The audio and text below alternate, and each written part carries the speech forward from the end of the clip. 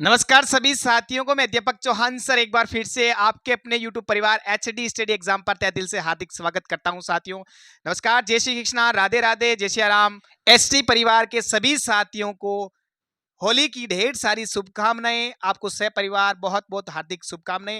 HD family के जितने भी मेरे युवा साथी, सभी मास्टर, अध्यापक वगैरह टोटल जितने भी कैंडिडेट हैं, सबको बहुत बहुत शुभकामनाएं। और इस प्रकार अपना ये वीडियो रहने वाला है। बात करने वाले अपन सीएम अनुप्रति कोचिंग योजना, यानी पिछले दिनों में अभी इसकी शॉर्ट लिस्ट जारी हो गई है, यानी प्रोविजनल लिस्ट निकाली। अब उसके अकॉर्डिंग, प्रोविजनल लिस्ट के अकॉर्डिंग आपको करना क्या क्या है, मैं आपके मन में जो जो क्वेश्चन है साथियों, ए टू जेड सीएम अनुप्रति कोचिंग योजना से संबंधित ए टू जेड संपूर्ण जानकारी में लेकर आया हूं। मैं आशा करता हूं अगर आपने ये वीडियो बिना स्किप किए देख लिया तो मैं गारंटी लेता हूं साथियों सारे डाउट क्लियर हो जाएंगे। फिर भी कोई डाउट रहता है मेरे प्यारे साथियों तो इस चैनल के जो अपना कमेंट है उसमें कमेंट कर सकते हो। बेझिझक मैं सारी कोशिश करता रहूंगा कि आपकी समस्या का समाधान करूं। बात करने वाले आज फॉर्म सबमिटेड से लेके लास्ट कोचिंग ज्वाइन तक सारी संपूर्ण प्रक्रिया देखेंगे। सबसे पहले सबमिटेड का, फिर शॉर्ट लिस्टेड हो गया, जिनका नहीं हुआ वो क्या करें, जिनका हो गया तो वो क्या करें, उसके अंदर जाति मूल आय के कारण वगैरह कोई ऑब्जेक्शन आवे नहीं आवे, किस हिसाब से आता है वो बात करेंगे अपन। अप्रूव्ड बाय डीएलओ, अंतिम जिनका अप्रूव्ड आए यादों को वो क्या करें, जिनका अप्रूव्ड नहीं आया वो क्या करें। चलो, कोचिंग चेंज कैसे करें, कब आएगा ऑप्शन, आएगा कि नहीं आएगा, इस पे भी बात करने वाले हैं। कोचिंग ज्वाइन कब तक करनी है, क्या है कोचिंग, कब से करनी है, लिस्ट कब तक आएगी, फाइनल क्या है, अस्थायी वरीयता सूची जो फर्स्ट आई प्रोविजनल क्या यही है या फिर और भी आएगी, अगर ये आ गई तो क्या ये फाइनल है, नहीं, बिल्कुल सारी प्रोसेस अपन देखने वाले हैं आज एचडी इस फैमिली के ऊपर। तो साथियों चैनल पर पहली बार विजिट कर रहे हो तो साथियों आप चैनल को लाइक कीजिए, शेयर कीजिए और सब्सक्राइब करना बिल्कुल ना भूलें। पास में बेल आइकन की जो घंटी है उसको ऑल पे कर लीजिए, क्योंकि आपका ये एचडी परिवार, एचडी स्टडी एग्जाम फैमिली आपके ऊपर सीएम अनुपूर्ति कोचिंग योजना से एकमात्र चैनल जहां पर सारी की सारी आपको पूरी जानकारी मिल जाती है। साथियों आपका भाई लेके आ रहा है, कहीं से भी ढूंढ के लेके आऊंगा मैं, कहीं से भी, लेकिन आपके लिए सारी कंटेंट जानकारी मैं आपको 24/7 कहीं से भी लाके दे दूंगा। आप मुझे मैसेज कर सकते हो कोई भी आपको समस्या हो तो। पिछले साल की 2021-22, 22-23, 24-25 और 24-25 तक की प्लेलिस्ट बनी हुई सारी मैंने ए टू जेड डिटेल दे रखी है। इस बार भी मैं प्रॉमिस करता हूं लास्ट तक कोचिंग ज्वाइन तक मैं सारी आपकी व्यवस्था लगूंगा, आपको कहीं नहीं मिलेगी, आपके इसी परिवार पे मिलेगी। साथियों चलो बात करते हैं अपन। सबसे पहले योजना आई थी, मैंने वीडियो बनाया था। चलो उसके बाद आपने फॉर्म भी भर दिया, राइट, यहां तक कंप्लीट। चलो उसके बाद में फॉर्म भरने के बाद में आपका फॉर्म सबमिटेड बता रहा था, यहां तक सबमिटेड के बाद में आपको करना भी कुछ नहीं है, कोचिंग ज्वाइन तक आपको कुछ नहीं करना है। जब क्या करना है वो मैं बताता रहूंगा।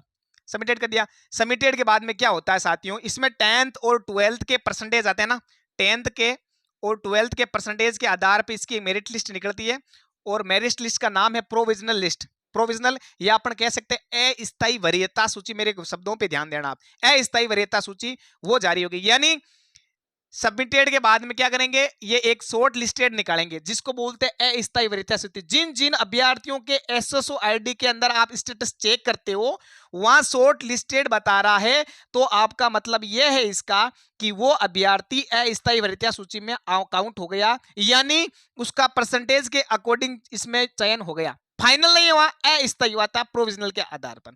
शॉर्ट लिस्टेड जिनके आ रहा है, कैसे चेक करें शॉर्ट लिस्टेड, तो मेरे प्यारे साथियों आप अपने चैनल के ऊपर पिछला वीडियो देखिए, एसएसओ आईडी ओपन करना है, उसके बाद में कैसे क्या करना है, सीएम अनुपूर्ति कोचिंग योजना में जाना है और उसमें अप्लाई लिस्ट, एप्लीकेशन लिस्ट देखना है, उसके अंदर अपने नाम पे क्लिक करना है, फिर उस नीचे आ जाएगा submitted, short listed, approved by DLO वगैरह सारा प्रोसेस बताना। पिछले वीडियो में देख लेना, संपूर्ण प्रक्रिया उसमें बता रखी है मैंने आराम से डिटेल से। चलो ये समझ में आ गया, शॉर्ट लिस्टेड आ गया। शॉर्ट लिस्टेड के बाद में क्या होता है, जिनका शॉर्ट लिस्टेड नहीं हुआ तो प्यारे साथियों अभी जिन जिनको शॉर्ट लिस्टेड करना था तो कर लिया। अब जब सेकेंड लिस्ट आएगी, वेटिंग लिस्ट आती है, अस्थायी वरीयता सूची की वेटिंग लिस्ट आएगी, ठीक है, तो उस वेटिंग लिस्ट का आप वेट करें, वो आएगी मार्च के बाद में आएगी। अभी तक अब तो कुछ नहीं आएगी, अब तो एक बार जितनी अस्थायी वरीयता सूची निकालनी थी उन्होंने निकाल दी, अब तो वो अप्रूव करेंगे डीएलओ के द्वारा, ठीक है, जो जिला स्तर पर अधिकारी बैठता है डीएलओ उसके द्वारा अप्रूव करेंगे।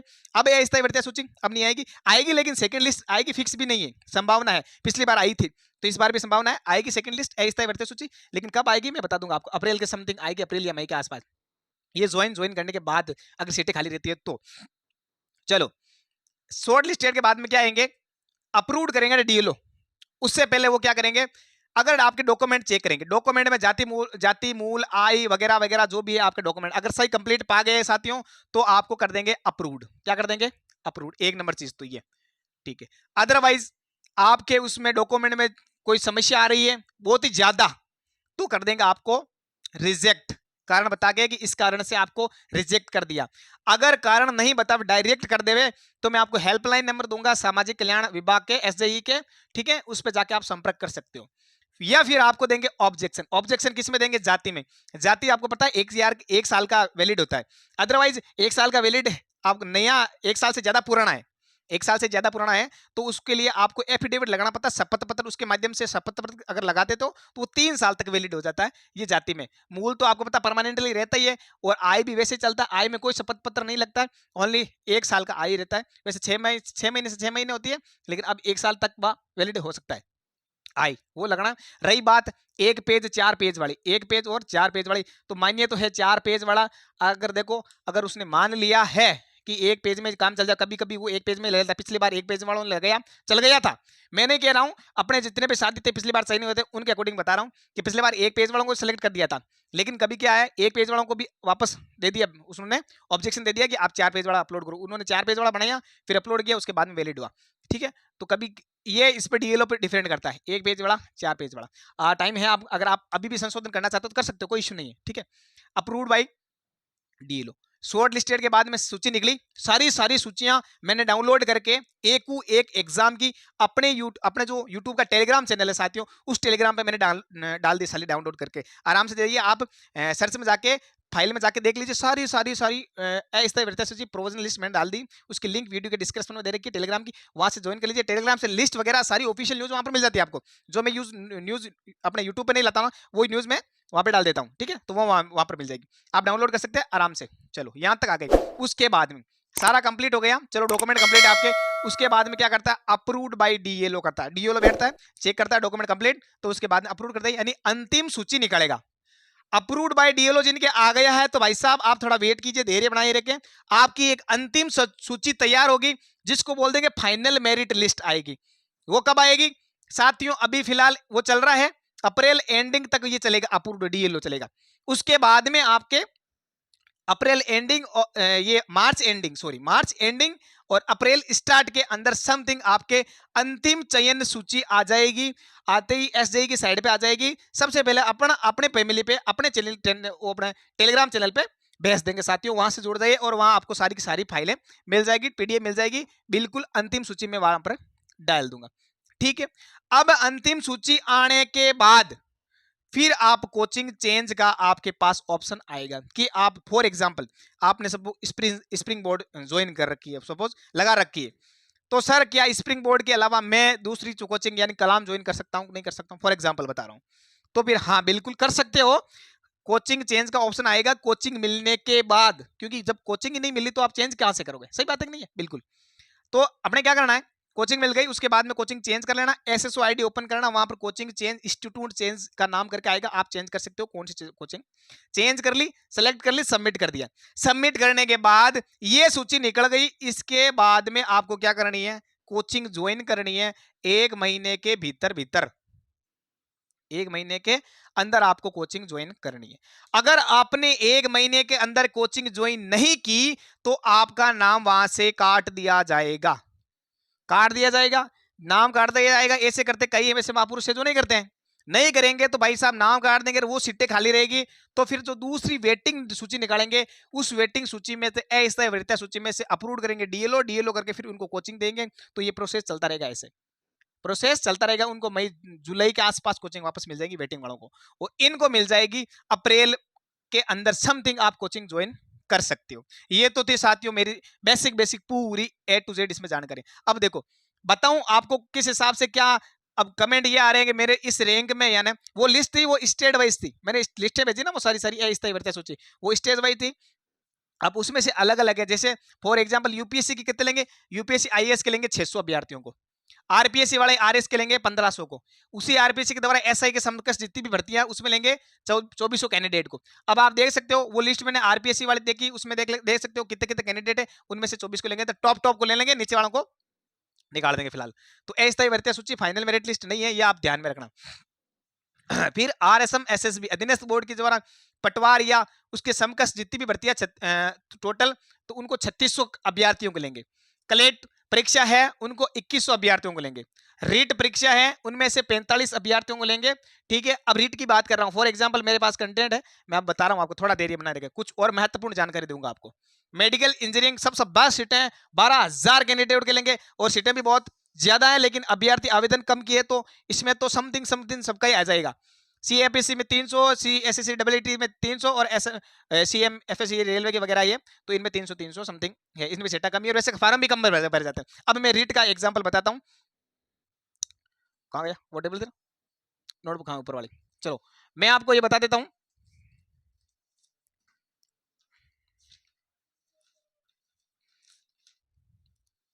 देखो मैंने ये रीट की अपने बात करते हैं, किसकी, रीट की। सबसे पहले तो देखो रीट में सीटें कितनी है, रीट में सीटें भाई साहब 4500 है ना, हाँ 4500 सीटें हैं टोटल। कितनी है, 4500। 4500 सीटें हैं, लेकिन अस्थायी वरीयता सूची में काउंट कितने की है टोटल, 12,964 को, 12,964 को अस्थायी वरीयता सूची में डाला, 12,964 को, जिसमें से सारी सारी अलग अलग कैटेगरीज वाइज डाल रखा है। ठीक है, एससी की 4105, एसटी की 2923,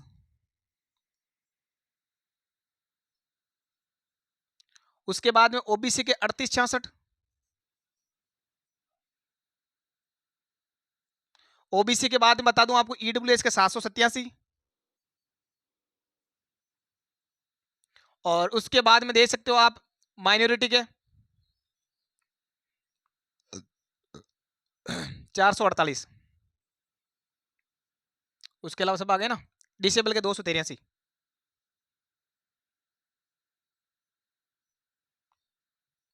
यानी जैसे ये मैंने रीट की बता रखा हूं, किसकी, रीट एग्जाम की। रीट एग्जाम में सीटें कितने हैं, 4500 में से अस्थायी वरीयता सूची में कितने दोनों को डाला, ये मैंने कहां से लिया, जो मैंने अस्थायी वरीयता सूची डाउनलोड करके ना टेलीग्राम से, उसमें से मैंने काउंट किया, तो उसमें से देखो 4500 सीटें हैं, 12,964 जिनको किया अस्थायी वरीयता सूची में जावी। अब इन 12,964 में से ही 4500 को लेंगे, तो ऊपर ऊपर के मान लो हर कैटेगरी में से ऊपर ऊपर के पोस्टों के हिसाब से, यानी पोस्टें कितनी कितनी है वो मेरे को भी फिलहाल मिला नहीं, मैं SJE की साइड से कोशिश करता हूं, वहां से उनसे संपर्क करके वो अपने कैटेगरीज वाइज, जितनी भी कैटेगरी वाइज पोस्ट हैं इनको डिवाइड करनी है। ये भी डिवाइड अलग, एससी की, ओबीसी की, ईडब्ल्यूएस की, जनरल की, एसबीसी की, सारी सारी अलग अलग है। ठीक है, इसमें से एसबी की से 552 एसबीसी की है,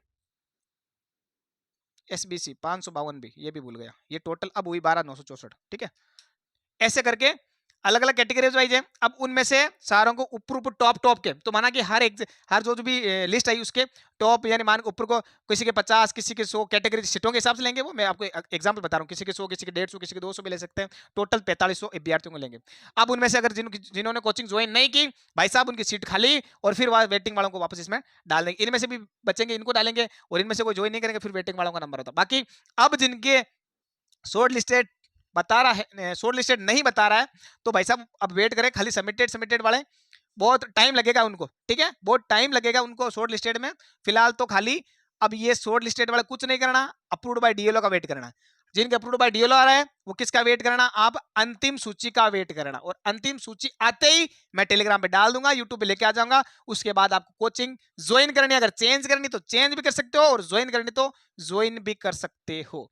रही बात सीएम अनुप्रति कोचिंग योजना से संबंधित कोई भी मेरे द्वारा दी गई जानकारी अगर आपको कोई समझ में नहीं आई, और या फिर कोई जानकारी पीछे रह गई, तो मेरे प्यारे साथियों आप कमेंट में कीजिए, या आप मुझे मैसेज कर सकते हो। मैं आपकी सीएम अनुप्रति कोचिंग योजना की जानकारी A to Z से लेके एंड तक सारी मैं जानकारी आपको देने के लिए तत्पर रहूंगा साथियों।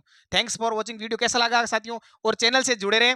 मैं आशा करता हूं साथियों अपनी एक नई एजुकेशन डिपार्टमेंट के अंदर अपने नई क्रांति लेके न्यूज ऑफिशियल, जो भी न्यूज लेके आऊं ऑफिशियल। और इसकी सीटें बता देता हूं, 30,000 से 50,000 हो गई। जो ये सीटें हैं अगले साल मान लो डबल हो गई, कितनी डबल हो गई। मैं एक लेकर आया हूं ऑफिशियल, और उसमें एक भाई साहब ऐसे कोई महापुरुष थे, उन्होंने कमेंट भी किया कि साथियों कि सर ये पिछली सरकार का आप कमेंट लेके आए हो, और उसमें उन्होंने कहा है कि ये गहलोत सरकार के द्वारा फेक न्यूज है। तो भाई साहब मैं बताऊं, ये फेक न्यूज नहीं थी। वो जो 50,000 वाली न्यूज लेके ना, वो फेक नहीं थी, ऑफिशियल न्यूज थी। वो गहलोत कौन थे, अविनाश गहलोत, जो सामाजिक अधिकारिता विभाग के अंदर है। अविनाश गहलोत का नाम लिखा था, तो वो सोच रहे थे सीएम गहलोत का नाम है, बिल्कुल नहीं है। आप ध्यान से पढ़े उसको, वो ऑफिशियल न्यूज थी जिसमें 30,000 से 50,000 हो गई, और ये सारी की सारी डबल रहने वाली है। जो कट ऑफ अभी जा रही है वो अगले साल कट ऑफ आधी जाएगी, ठीक है। तो आराम से अगले साल तो बिल्कुल आराम से नंबर आएगा, क्योंकि पोस्ट भी बहुत है इस बार। कितने 67,427 के आसपास इसमें आवेदन आए इस बार, है ना। तो सारी प्रोसेस मैंने संपूर्ण बता दिया। इसके अलावा भी आपको लगता है कि सर कोई न्यूज बाकी रह गई या कोई आपके डाउट है किस हिसाब से, तो आप मुझे कमेंट में कर सकते हैं। अगर मैं कहूं, अगर आपने वीडियो स्किप किया और बिना स्किप किया तो समझ में आएगा, स्किप किया तो भाई साहब समझ में नहीं आएगा। आप आराम से देखोगे तो मैं गारंटी लेता हूं, उम्मीद करता हूं आपके समझ में आ गया साथियों। वीडियो अच्छा लगा तो लाइक जरूर करिए। Thanks for watching. मिलते हैं आपको अगले नई वीडियो में, तब तक के लिए धन्यवाद। जय श्री कृष्णा, जय श्री राम, राधे राधे। और होली की सबको बहुत बहुत ढेर सारी शुभकामनाएं।